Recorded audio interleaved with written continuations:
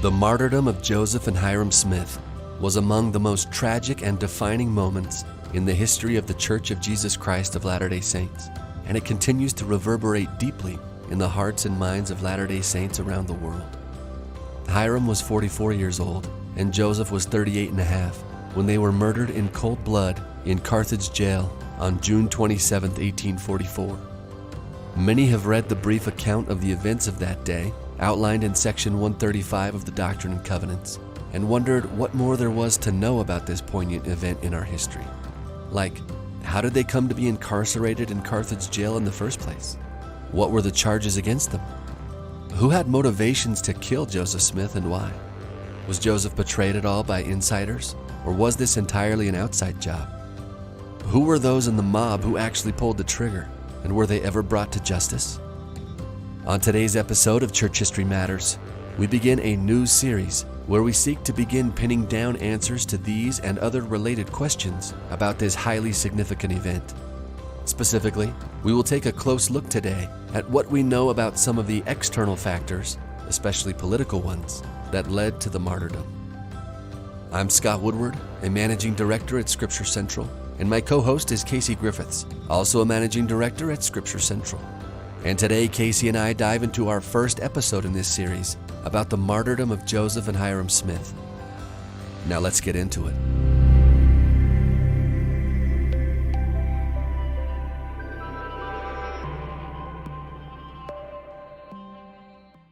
Hello, Scott. Hi, Casey. It's time once again to start a new series. Yeah, we're excited for this one. And this one has been looming on the horizon. This one has been in the back of our minds, I think, since we started. Yeah, I think since we did a video in Nauvoo and Carthage together about this topic, right? We did a video and it's pretty good. We're pretty proud of it. It's pretty good. Like it was like 20 minutes, right? Yeah. Where we tried to quickly cover. And by the way, we filmed that video during the pandemic. Yeah. And so there was no one in Nauvoo. Yeah, it was awesome. It was one of the best experiences of our lives. Yeah. It was such a fun trip. And I haven't felt satisfied with that video, to tell you the truth, Casey. I'm glad that a lot of people have watched it on YouTube, and I'm glad the story is out there, and thankful for the Scripture Central team who did such a good job visually, especially once we're at the climax of the story. Mm-hmm. The editing and the cutting there is so beautiful, but 20 minutes just isn't enough. No. To tell the story. There's so many factors that we want to talk about. And so do you want to announce first what the topic is? And Yes. then we can talk about why we're not satisfied with 20 minutes. Okay, so the topic is the martyrdom of Joseph and Hyrum Smith. The martyrdom. Yeah. Ooh, yeah. I'm happy with the video, recognizing that videos are usually a little bit more breezy. Sure. But yeah, you can't cover this adequately in 20 minutes, though it's a great introduction. There you go. And you do get to see Carthage Jail. And if you've never been to Carthage Jail, take the time to go. It's one of the most beautiful and powerful church history sites that's out there. And one of my favorite parts of the video is that moment where we're in the room where the martyrdom happens. And our film editor, Xander Sturgill, did such an amazing job splitting back and forth from footage that the church has done reenacting the martyrdom to us telling the story. And it's just spliced and edited perfectly. And I get the chills when I watch that. But there's just so much detail is what I mean when I say I'm not fully satisfied. There's so much detail about the backstory and all the factors that lead into the martyrdom of the prophet that I'm excited we get to just talk about it for as long as we feel like we need to in this series to really help paint the picture for those who are serious about getting into the backstory and really the confluence of factors that come together to bring about the martyrdom of the prophet. And it's a sad story to tell, but it's an important story to tell. And we want to put in as much detail here now as we can. Yeah. The other thing that's compelling us is we're recording this in 2024, and this series will come out in the summer of 2024, which is the 180th anniversary of the martyrdom. And so we felt like the timing and everything had lined up, and we've been talking about doing this one from the beginning, but now we're doing it. Now we're doing it. Here we are. But before we get to it, we ought to mention, too, that some very, very good historians have done some good podcasts on Joseph Smith's martyrdom as well. Garrett Dirkmott has a wonderful podcast called Standard of Truth. Garrett's wonderful. He's helped us with projects. We've helped him. Yeah. The Joseph Smith Papers did a podcast that came out about a year ago in 2023 called Road to Carthage. Mm-hmm. Spencer McBride. Yeah, they do a good job too. And I mean, we're the scrappy underdogs, I guess, compared to them. Like, they have access to some resources that we don't. For instance, the last two interviews are an interview with M. Russell Ballard, which I'm positive we're not going to get. Yep. Safe to say. Elder Ballard has passed on, and Dallin H. Oaks. And the episode with Dallin H. Oaks is amazing. You should go and listen to it when you're done listening to this. So we'll have to link to that interview in our show notes, especially when we talk about the trial of the murderers of the prophet. Like, President Oaks is so good on that topic. Yeah. But, I mean, I loved both of those podcasts, and there's others out there that are really good, but I feel like we could fill in the gaps a little bit here and cover some things that maybe they weren't able to cover. Yeah. We're going to be filling in the edges. So there you go. We don't know everything we'd like to know about Joseph Smith's martyrdom. Right. But there is a ton of material to sift through, and hopefully we'll be helpful when it comes to that. Yeah. We're not sure like how many episodes this is going to be, but we think it's probably at least, what do we have right now? At least 6 or 7. Yeah, we've started outlining them, and we're going to do the best we can. Yeah. And hopefully we open up a few avenues, things that you haven't thought about when it comes to this, because it's such an important story. And man, as tragic as it is, it's one of the most beautiful stories too of the restoration. It tells you so much about Joseph Smith and his character and how he acted in the last moments of his life. So it's really worth discussing. Yeah, agreed.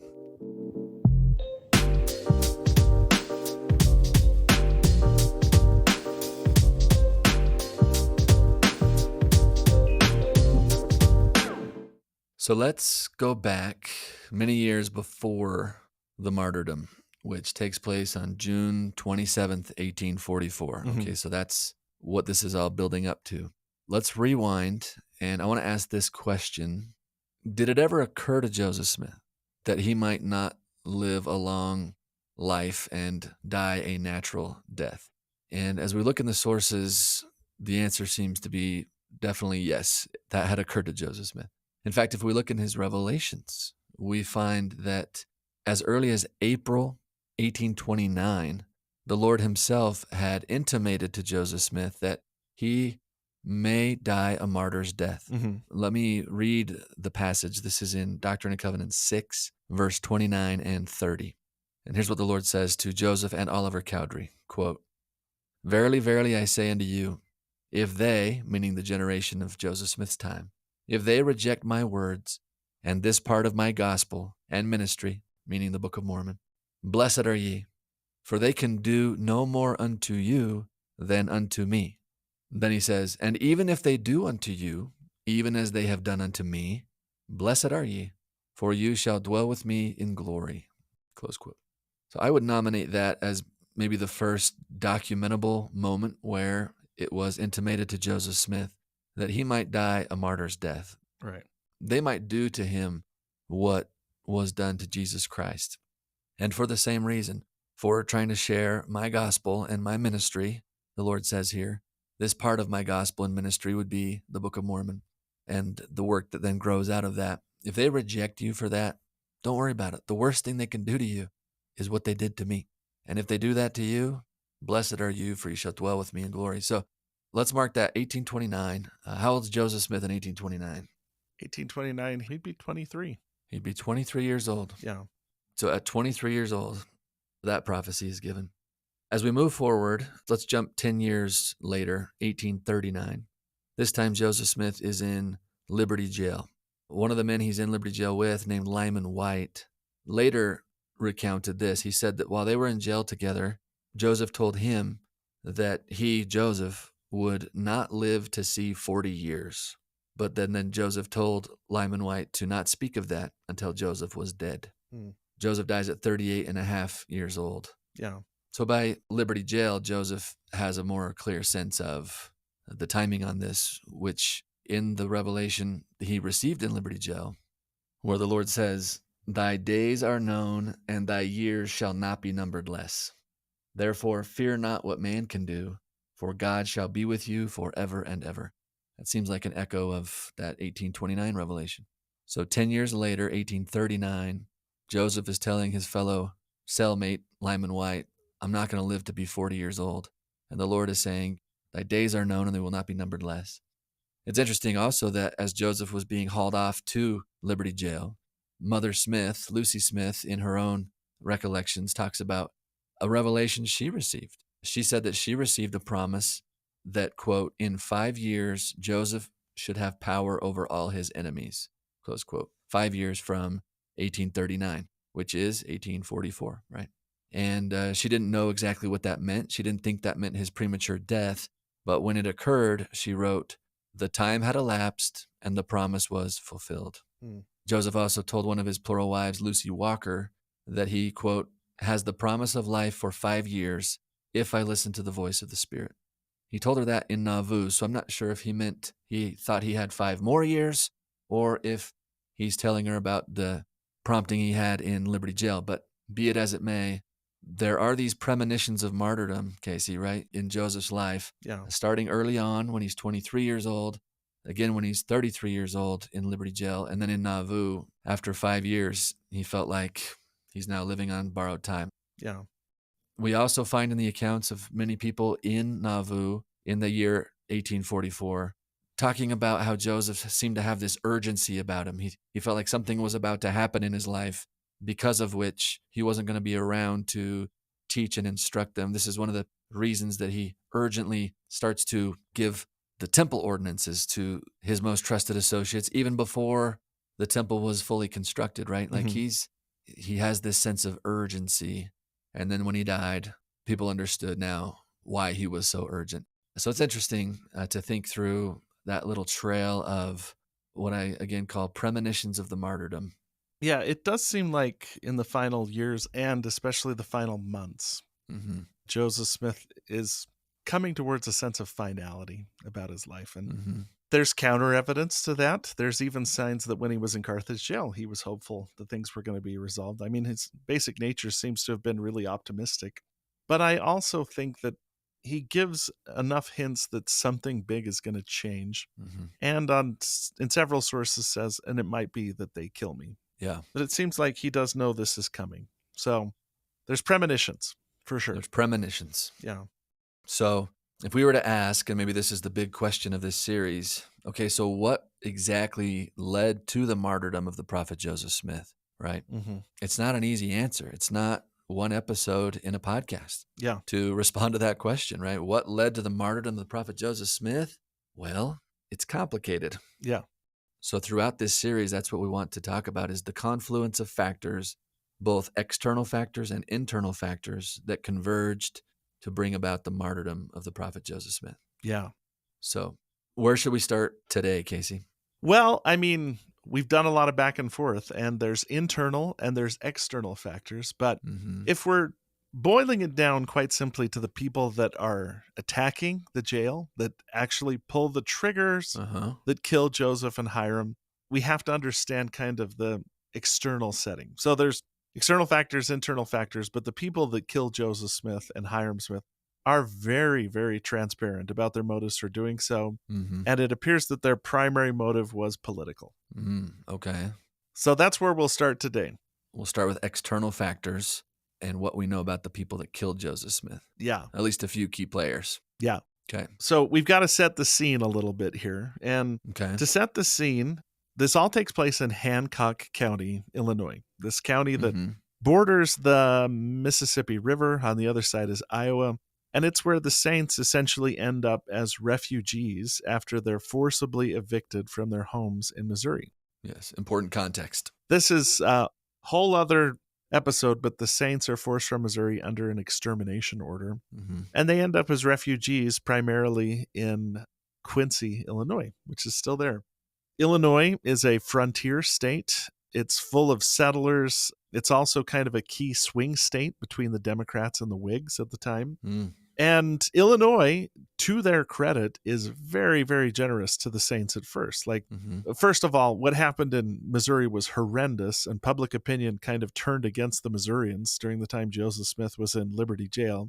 And the Illinoisans see this as an opportunity to cultivate a group that will, they see, be supportive and loyal, and also just an opportunity to do good, to help some downtrodden people. Yeah. And so the saints migrate there, and upriver from Quincy, they find a piece of land that they can build on, which is called Commerce when they initially purchase it, but then they rename Nauvoo. Mm-hmm. And in setting up Nauvoo, the state of Illinois is also very generous. This leads us to the first big thing you got to know. Okay. The Nauvoo Charter. All right. The Nauvoo Charter. So what's that? Nauvoo Charter. Some of this is going to be explained in future episodes because the person that negotiates the Nauvoo Charter is primarily John C. Bennett, who's a big character in the story. Yes. But for today, let's focus on what the charter actually said. All right. So okay. The saints are coming from this terrible situation where they've been persecuted, where the militia of the state and the governor of the state have been opposed to them. And so when they get to Nauvoo, they are very, very protective, I guess you'd say. They're cautious. Yeah. And they're seeking very closely to set up a law, a charter for their city that will allow them a lot of ways to protect themselves, both legally, militarily, in every way possible. So tell us about charters. This is something that cities just do, right? Back in the day. And yeah. Do cities still do charters? Like, do you get a charter for your city? Yeah. That gives you some legal maneuverability? Is that still a thing? You still do. So if we wanted to build Scottsylvania, out there in the fields by Rexburg, we'd get the land. Scottsylvania. I like this. I like where this is going. Okay. Where you'd approach the state government to grant a charter. And just to give you a perspective, Springfield, which is the capital of Illinois, got its charter in 1837. So this is 3 years. Wow. Prior to when Nauvoo gets its charter. Wait, why so late for Springfield? Not necessarily so late, but this is new territory. Like, okay. I mean... Oh, the state of Illinois itself is pretty new. Is that what you're saying? The state is new, and they're looking to attract settlers, and that's part of the reason why we get such a good charter. Gotcha.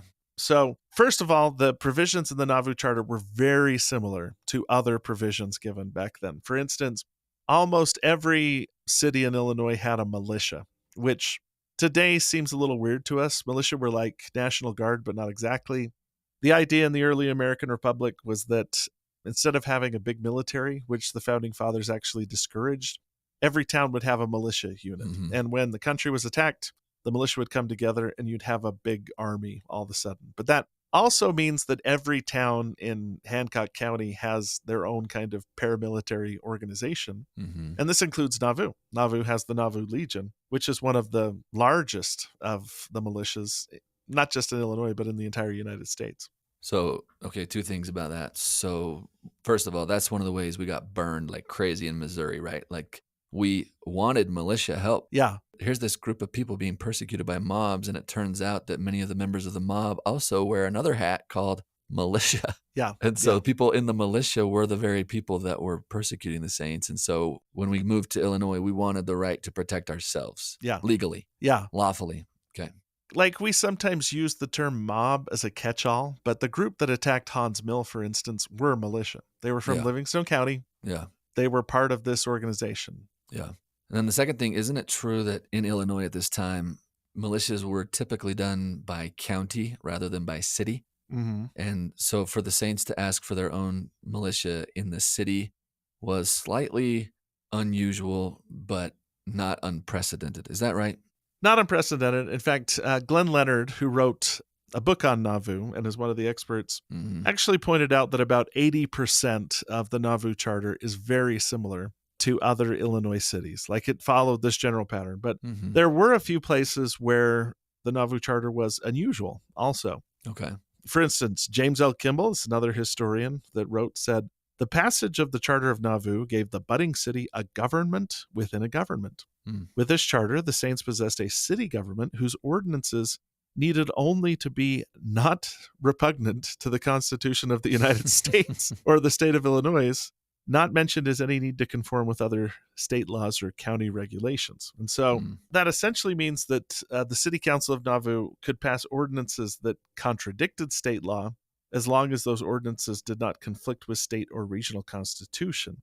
Or, as another historian put it, the charter reflected boilerplate city governments to Mormons and granted them political sovereignty that they had long coveted. So it really sets up Nauvoo as kind of this independent government within Illinois, but it gives the saints a ton of leeway to kind of do what they feel is necessary to protect the city.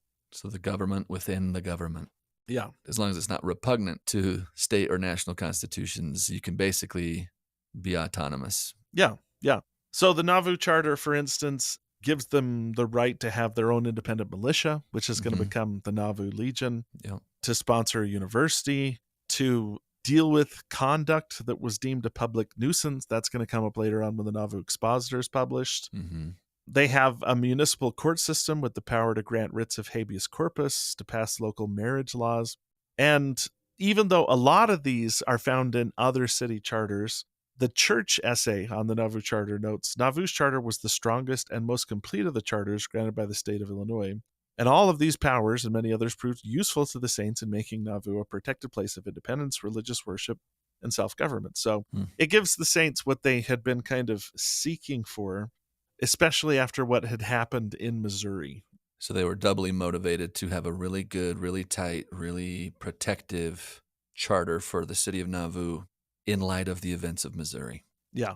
Okay. And so let's talk about one aspect of it, which was the militia. Okay.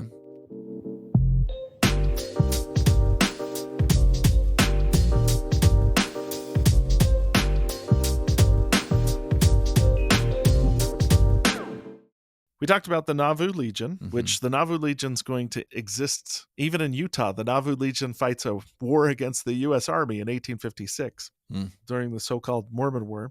But having a militia like the Nauvoo Legion wasn't unusual. What was unusual was that Nauvoo was so large. So a lot of Latter-day Saints are migrating to Nauvoo. At the time, Nauvoo rivaled Chicago as the largest city in Illinois. Probably wasn't bigger than Chicago. We've settled on. But the size of Nauvoo meant that their militia was bigger than other cities. So, which, for context, that's like 10,000 or so? Nauvoo, at its height, estimates are between 20 to 25,000. In the city proper? Yeah. Oh. Which is pretty big for frontier in Illinois.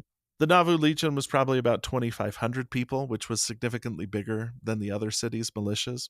But it is kind of a recipe for conflict because, in the end, it's these other militias. It's the Warsaw militia, which Warsaw is a town downstream from Nauvoo, that attacks the Carthage Jail. The Nauvoo Legion could have prevented that, but Joseph Smith had ordered them not to come to Carthage or participate. And so a lot of these things, like they have a large militia. The Charter of Nauvoo said, quote, the saints could raise a military body that was free from state jurisdiction, which assured the saints they would have a right to defend themselves. So the saints are feeling good about this because, okay, we can have our own militia. And if the state turns on us like they did in Missouri, we'll have legal sanction to say we can use the militia to defend ourselves. Yeah. Makes total sense in context. Yeah, yeah. And then other things like the charter granted the municipal court, quote, power to grant writs of habeas corpus in all cases arising under the ordinances of the city council. What's a writ of habeas corpus? Writ of habeas corpus basically meant that you could go somewhere else if you felt like the crowd was biased against you. So a large part of Joseph Smith's death was that they wanted to get him to Carthage because they felt like he was protected in Nauvoo.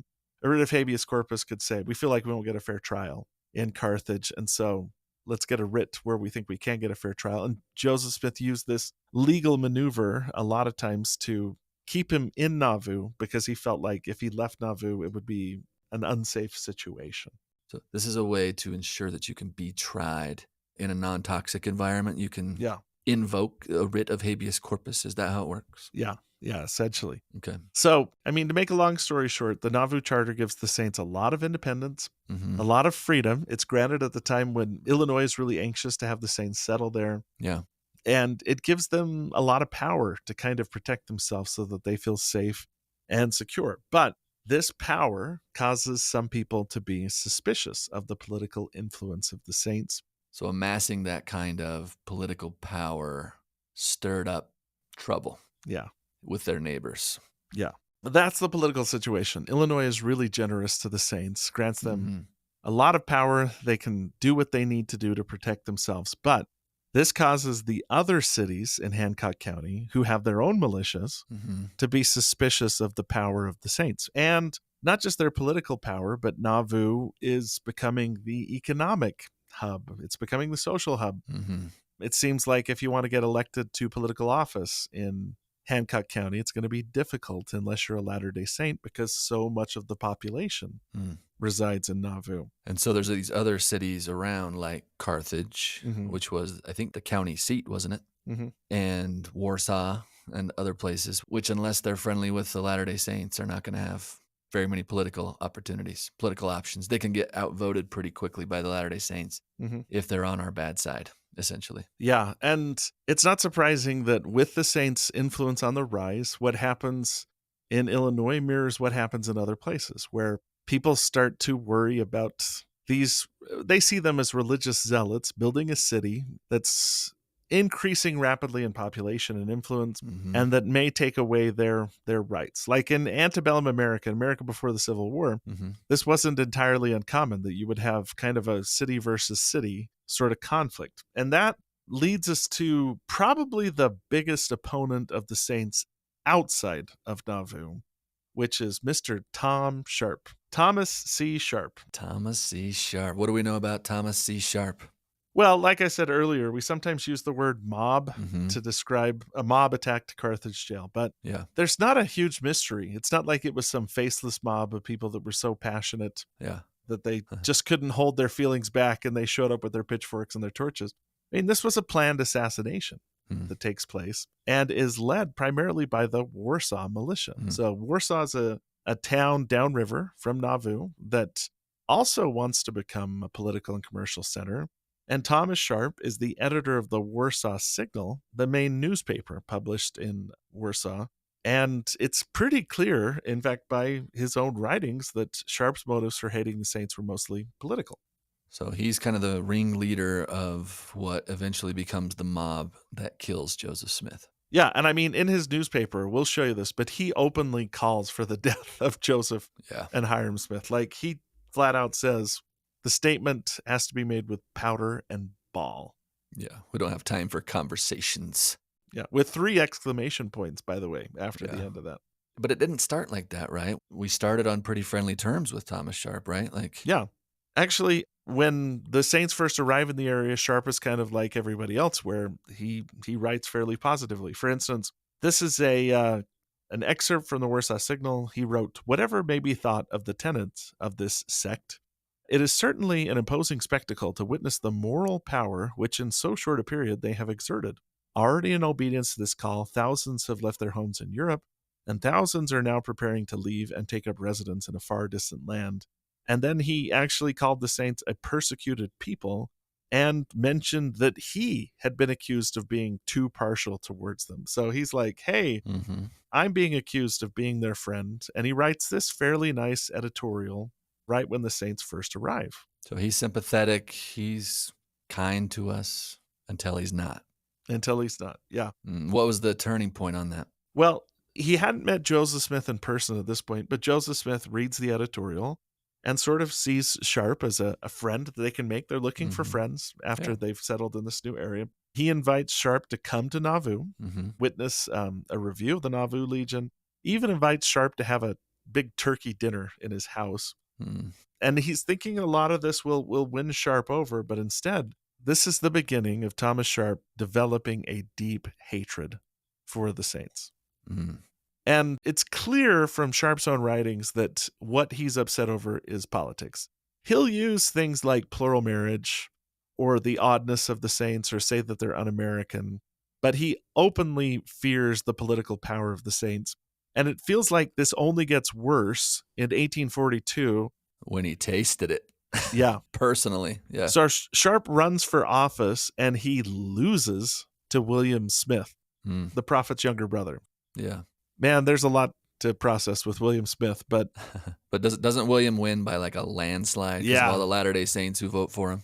Yeah, he overwhelmingly won, and it's clear he won because Latter-day Saints voted for him. Yeah, which kind of sends the signal to Sharp that if you want to have political ambitions in Hancock County and you're not a Latter-day Saint, it's not going to happen. Yeah. And at that point, Sharp starts to really, really take the saints to task. He uses his newspaper to criticize, to satirize everything that he can. In fact, Thomas Gregg, who's another newspaper editor in the area, says this is what Sharp does. The editorials of the Signal, that's Sharp's newspaper, the Warsaw Signal, were extensively copied into other papers throughout the country. And from their pugnacious and violent character, people at a distance were led to believe that old Tom Sharp was a perfect walking arsenal, his person bristling with bowie knives and pistols, who would rather fight than eat. Yeah, so he comes across as a pretty cantankerous fellow. Yeah. That, can I quote one of his criticisms early on? Yeah. He says that the Mormons had, quote, stepped beyond the proper sphere of religious denomination and become a political body. He then insisted that he honored the saints' religious beliefs, but was, quote, bound to oppose the concentration of political power in a religious body or in the hands of a few individuals, close quote. So like you said, like this is highly politically motivated. His hatred towards the saints continues to grow because of this political issue. Yeah. That they vote in a block, as people would say back then, right? All the Latter-day Saints vote together and they vote for their own. And this just ticks Thomas Sharp off. Yeah. And Thomas Sharp's words don't exactly endear him to Joseph Smith. In fact, over the next few months, there's kind of a flame war that grows between the two of them. Sorry to use the modern online term, but you've seen that thing where in the comments, somebody starts going back and forth and they're having their own argument. Is that called a flame war today? I think it's called the flame war. Okay. Let's say, flame war with Joseph Smith. For instance, Joseph Smith writes a note to Sharp, editor of the Warsaw Signal, Nauvoo, Illinois, May 26, 1841. This is what Joseph wrote. Sir, you will discontinue my paper. Like his subscription, right? He has a subscription, yeah. Okay. You will discontinue my paper. Its contents are calculated to pollute me and to patronize the filthy sheet, that tissue of lies, that sink of iniquity is disgraceful to any moral man. Yours, with utter contempt, Joseph Smith. P.S. Please publish the above in your contemptible paper. Whoa. Okay. Brother Joseph, what's going on with you? Yeah. Okay, hold on. This is May 1841, and it wasn't till the next year, 1842, when his brother William Smith beat Sharp in the election. So do you know anything about the gap there? What's happening in 41 that Sharp is doing that's getting Joseph so worked up like this? Well, from Sharp's response, so Joseph Smith invites Sharp to Nauvoo on the 6th of April, the anniversary of the church, right? Okay. Sharp's editorial is published a few weeks later, and then Joseph Smith's response is late May. So this all takes place within a couple weeks. I see. So his initial accusation of the saints being a political body that's kind of dangerous here. Yeah, he sees them as un-American, I guess you'd say. Gotcha. Because they're so united, I guess. So Joseph's response is a little feisty himself. It's a little feisty. Like it's maybe not great PR. Yeah. Like we've all seen that scene from Hamilton where they sign their letters like, I remain your humble and obedient servant. Yeah. Joseph Smith signs this, yours with utter contempt. So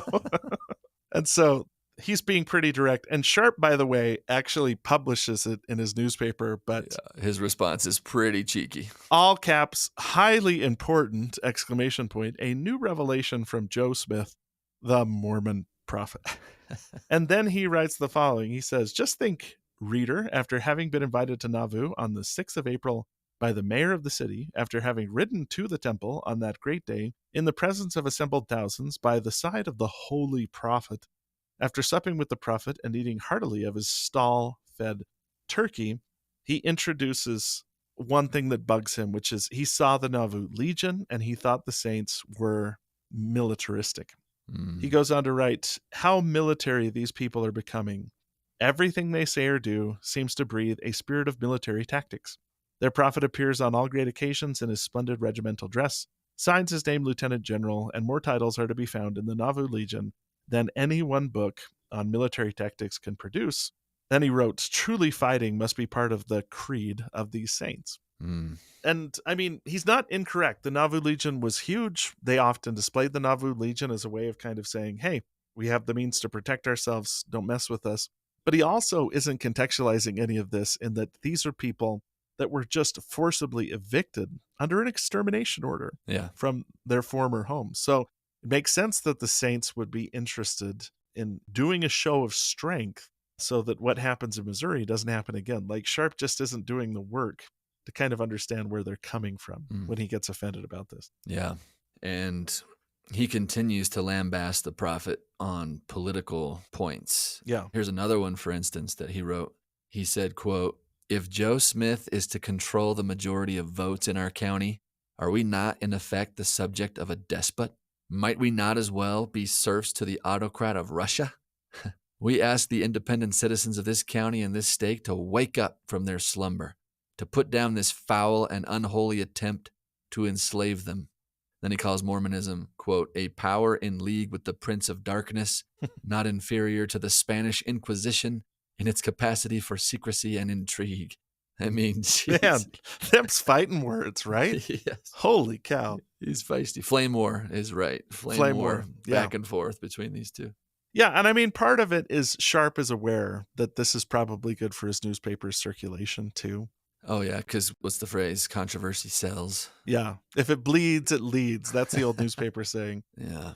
I mean, the Warsaw Signal only lasts 2 years after Joseph Smith's death. And when it ceases publications, Sharp actually says, "Our cause against the Mormons has kept us in business." Oh, you dirty dog. So he's got ulterior motives, too. He wants to sell papers. Yeah. And criticizing the saints was good business. Like, you take a religious population that's different from everybody else and you demonize them, and that causes, papers to fly off the shelves. Yeah.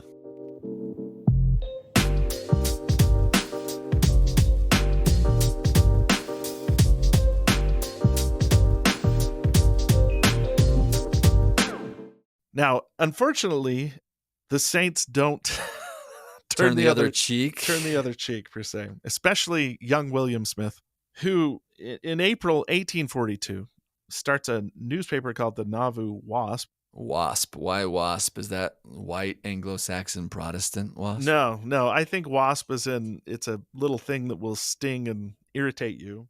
Because the Wasp, ultimately, it says it was designed to combat the shafts of slander, foul calumnies, and base misrepresentations appearing in papers like the Warsaw Signal. And then the Wasp also announces it's going to convey correct information to the world and thereby disabuse the public mind as to the many slanders that are constantly perpetrated against us. So the Wasp initially is intended to defend the saints, but it does kind of continue this war of words between Tom Sharp and now William Smith, who's running the Wasp. It doesn't just stay on the defensive, correcting the narrative. Yeah. Sometimes William takes the offensive and slings a little mud himself. Yeah. Can I read? Yeah. Let's read this. We gotta read this.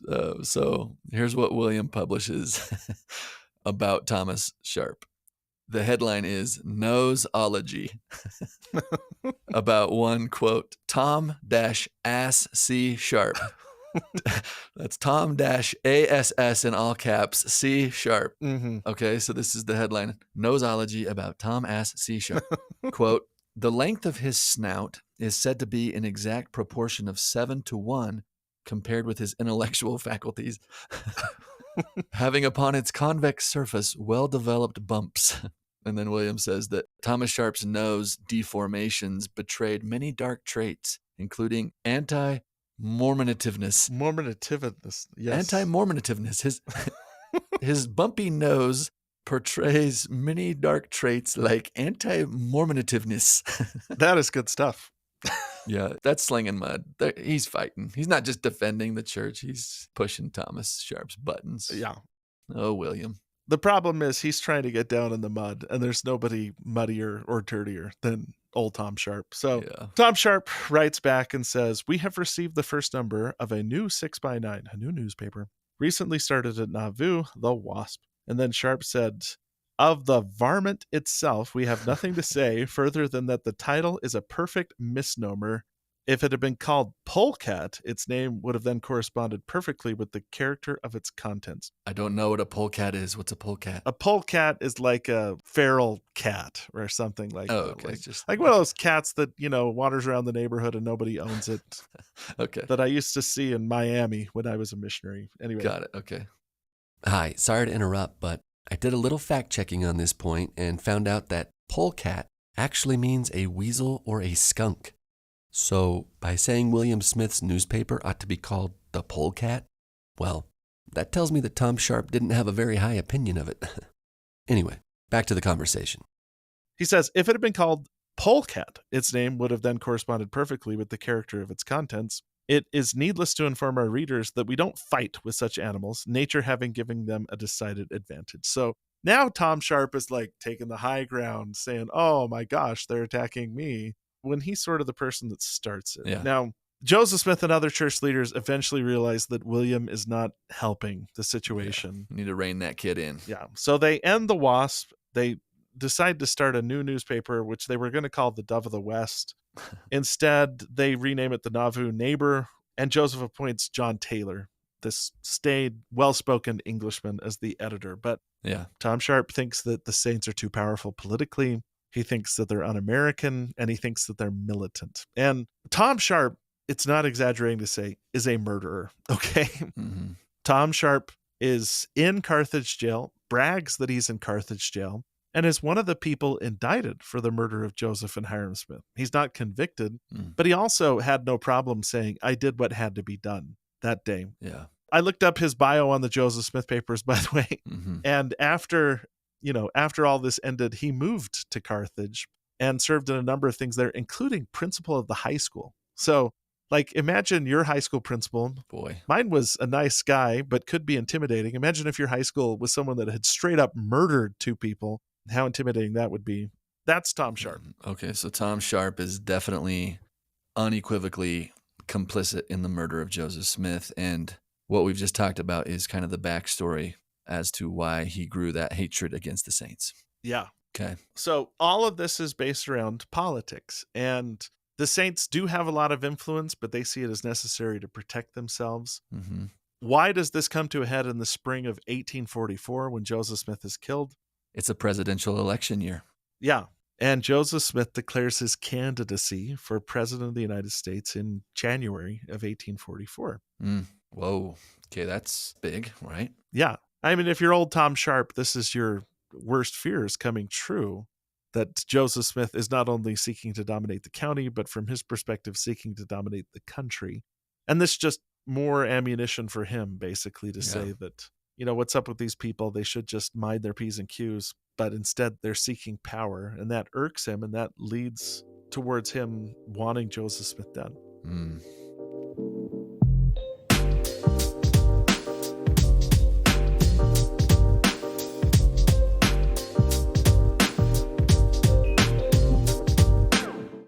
Maybe we need to back up then and talk about why did Joseph Smith put forth his name as a candidate for the presidency of the United States? I think that's an important piece of context to make sure we establish here, right? Because from the outside, people are believing the narrative of Thomas Sharp. In fact, I've heard people in our day that echo Thomas Sharp saying Joseph was power hungry and he's illegally trying to combine church and state, right? Yeah. And so you can see that from the outside optics, you see where those accusations come from. Yeah. But like, what's going on internally here? Why is Joseph running for president of the United States from an insider perspective?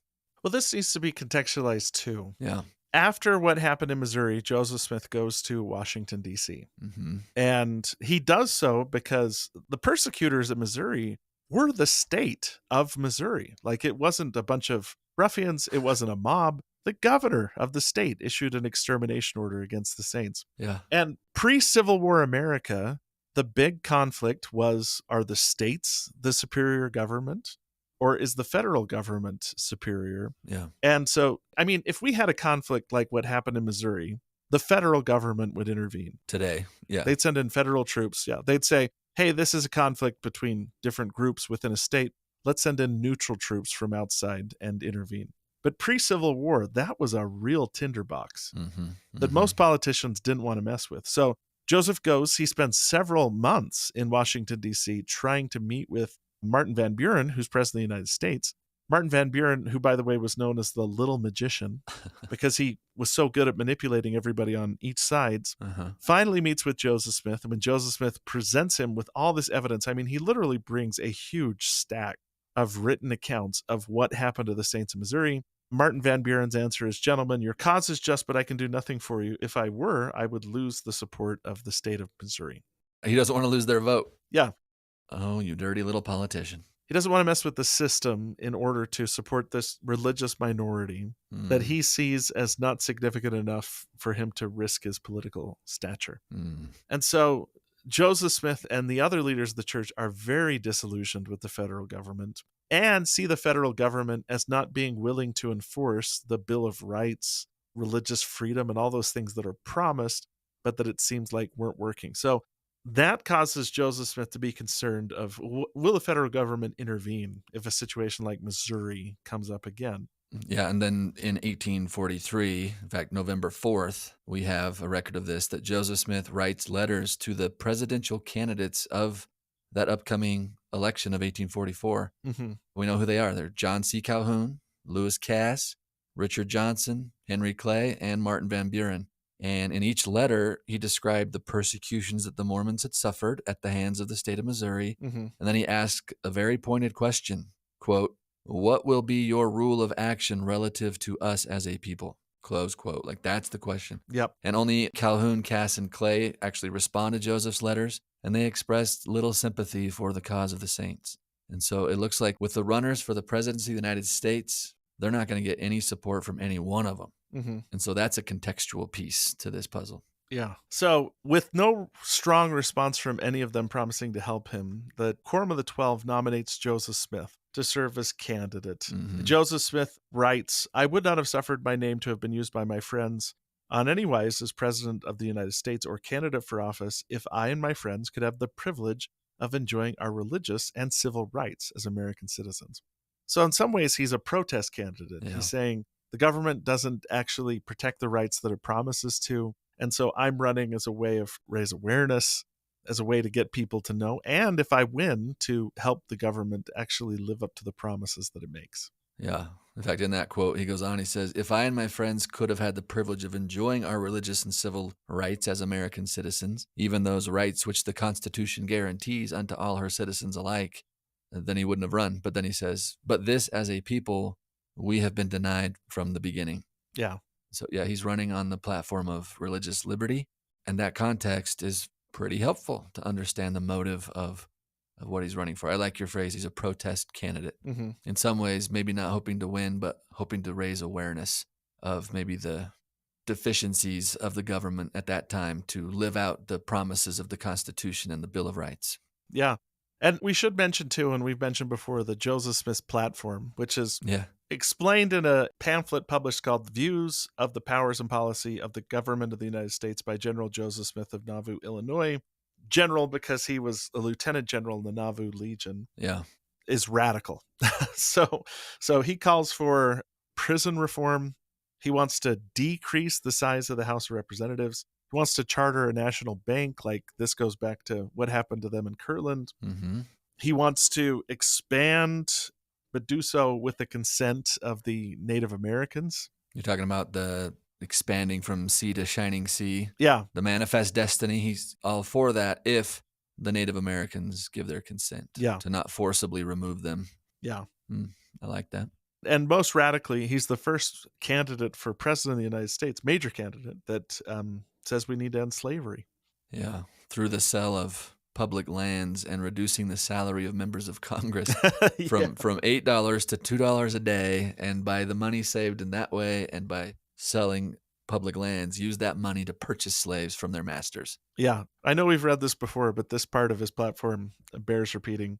"Petition also, ye goodly inhabitants of the slave states, your legislators to abolish slavery by the year 1850 or now, and save the abolitionists from reproach and ruin, infamy and shame.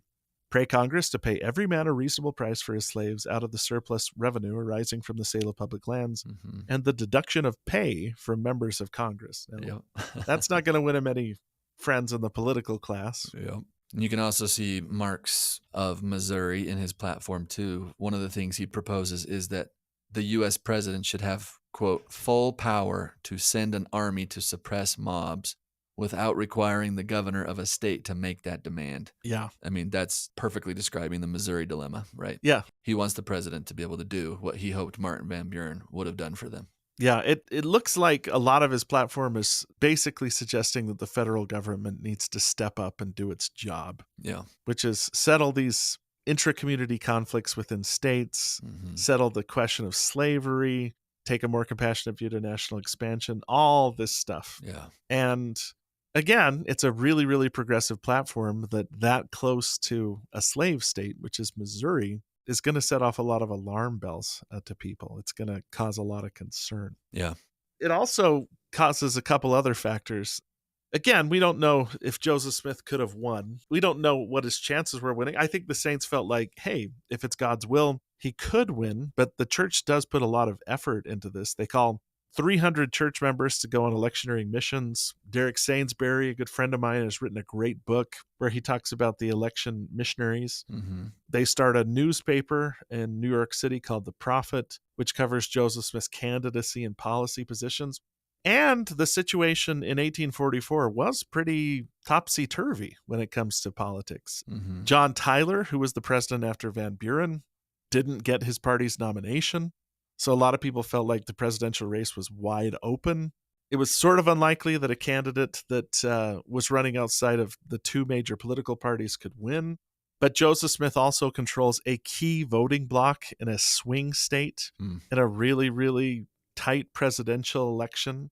And all this stuff is kind of coming together to say that, hey, maybe Joseph Smith doesn't have a huge chance of winning the presidency, but he could kind of spoil things or have a major impact on who does win the presidency and what happens.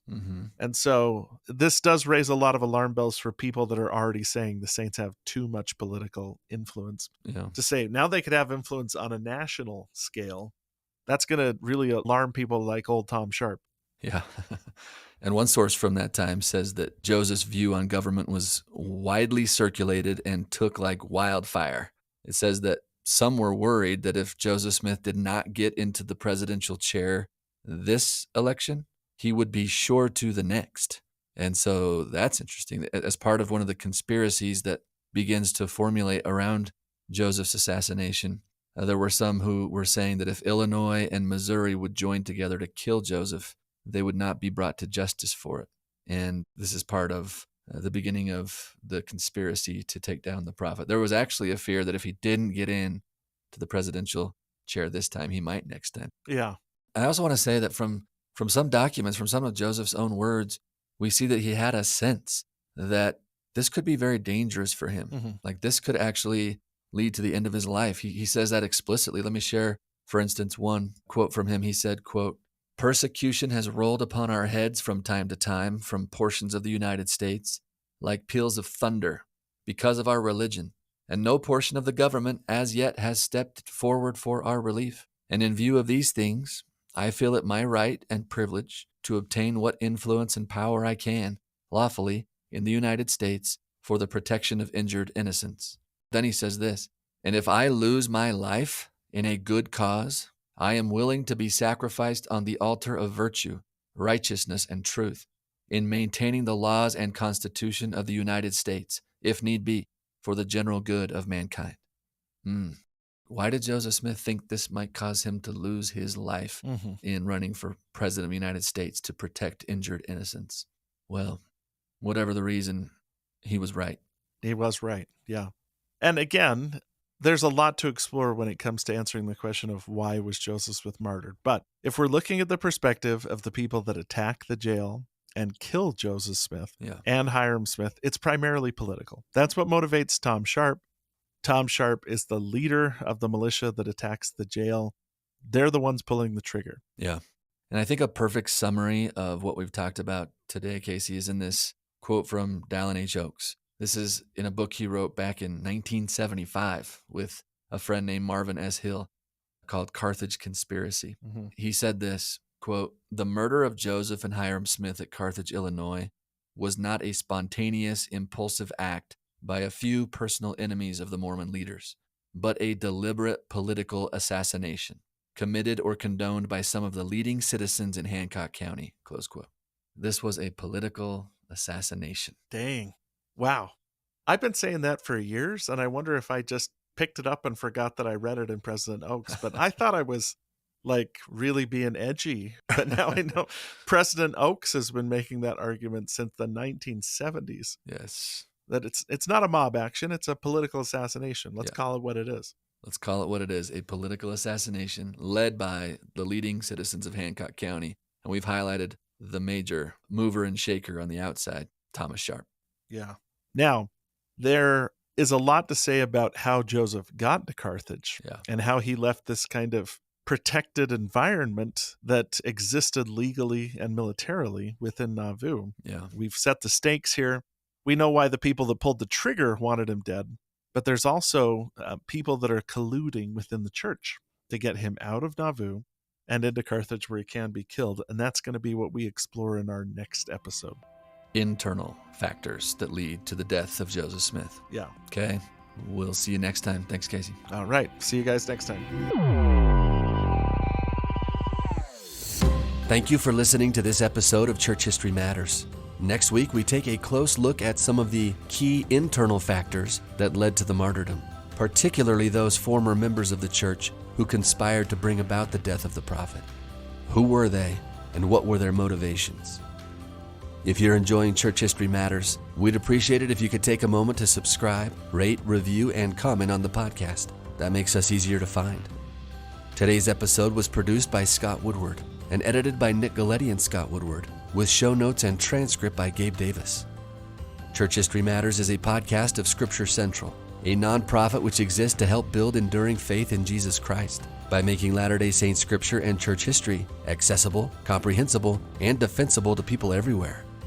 For more resources to enhance your gospel study, go to scripturecentral.org, where everything is available for free because of the generous donations of people like you. And while we try very hard to be historically and doctrinally accurate in what we say on this podcast, please remember that all views expressed in this and every episode are our views alone and do not necessarily reflect the views of Scripture Central or the Church of Jesus Christ of Latter-day Saints. Thank you so much for being a part of this with us.